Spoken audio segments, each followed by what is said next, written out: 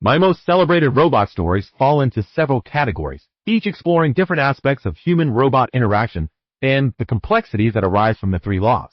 I, Robot is perhaps my best-known collection, though people often mistake it for a single story. The collection includes Robbie, which I mentioned, a tale of a little girl and her robot nursemaid that established robots as benevolent companions rather than threats.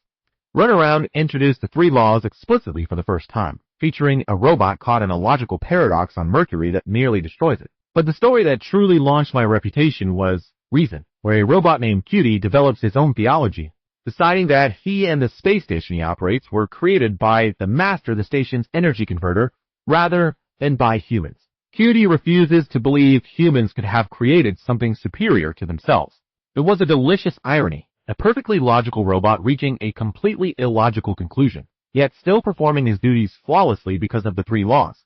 My personal favorite may be The Bicentennial Man, written much later, about Andrew Martin, a robot who gradually becomes more human over the course of 2 centuries. Andrew modifies himself piece by piece, acquiring creativity, emotions, even mortality in his quest to be legally recognized as human. It won both the Hugo and Nebula Awards, and I considered it my most profound exploration of what defines humanity. The robot detective stories featuring R. Daniil Olival were equally significant, particularly The Caves of Steel and The Naked Sun.